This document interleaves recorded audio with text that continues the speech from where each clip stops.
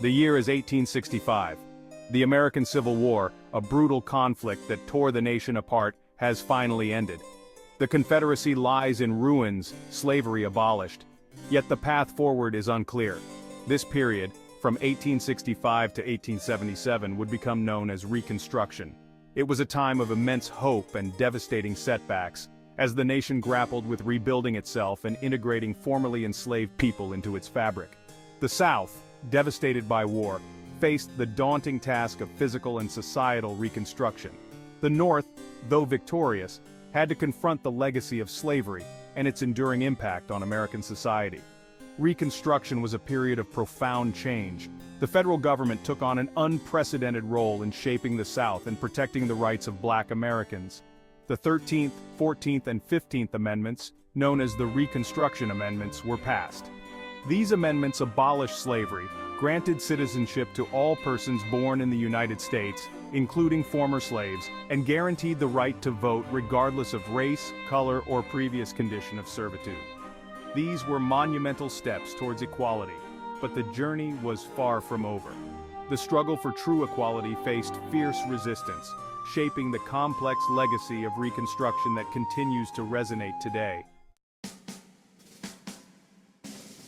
The Reconstruction era was marked by the actions and ideologies of key figures who left an indelible mark on the nation's trajectory.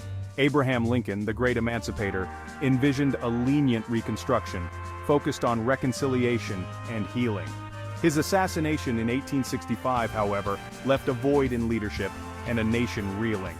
Reconstruction-era politician Andrew Johnson, Lincoln's successor, proved sympathetic to Southern interests and implemented a lenient Reconstruction policy that allowed former Confederate officials to regain power. This angered many in Congress and led to a power struggle between the executive and legislative branches. Ulysses S. Grant, a Union war hero elected president in 1868, took a more proactive approach to protecting Black rights. His presidency saw the passage of the Enforcement Acts, aimed at suppressing the Ku Klux Klan and other white supremacist groups. These leaders, with their contrasting visions for the South, embodied the complexities and contradictions of Reconstruction. Their decisions and actions shaped the course of events and continue to be debated by historians today. The legacy of Reconstruction is a tapestry woven from the threads of hope, resilience, violence, and compromise. Section 4, Revisionist History, a time of progress, marred by violence. For much of the 20th century, the dominant narrative surrounding Reconstruction, largely shaped by Southern white historians, portrayed it as a tragic failure. This interpretation, often referred to as the Dunning School, argued that Reconstruction was a period of corruption, misrule, and Black disenfranchisement. However, starting in the mid-20th century, a new generation of historians, known as revisionists, challenged this view. Revisionist historians, such as John Hope Franklin and Eric Foner, highlighted the remarkable achievements of Reconstruction. They emphasized the agency and resilience of Black Americans who, despite facing immense obstacles, built communities, established schools and churches, and participated in the political process for the first time. They argued that Reconstruction, while flawed, was a noble experiment in interracial democracy that laid the groundwork for later civil rights movements. Revisionist historians do not shy away from the violence and injustices of the era. They acknowledge the terror inflicted by white supremacist groups and the federal government's eventual retreat from protecting Black rights.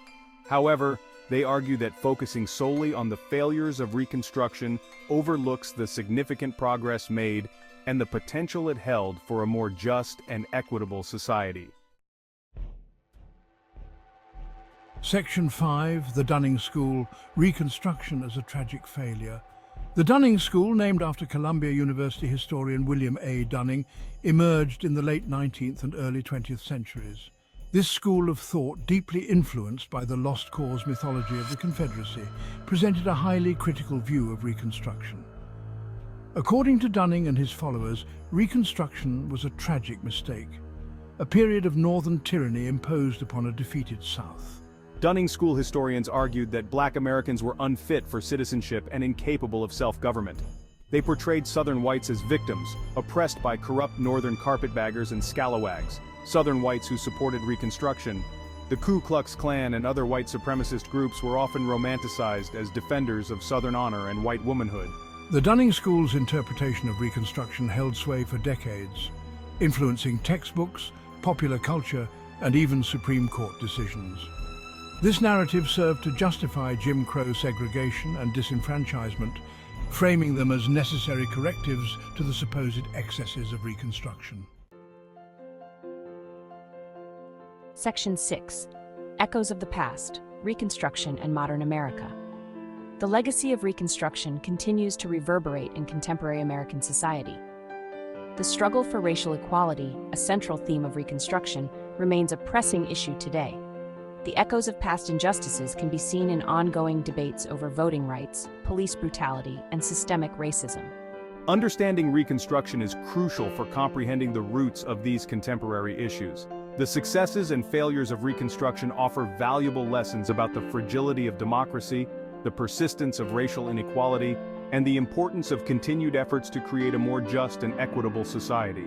The unfinished business of Reconstruction reminds us that the fight for racial justice is an ongoing process, requiring constant vigilance and a commitment to dismantling the legacy of slavery and its enduring impact. By studying Reconstruction, we gain a deeper understanding of the historical forces that have shaped our present. We learn about the resilience and determination of those who fought for equality in the face of adversity, and we are reminded of our own responsibility to continue the struggle for a more just and equitable future.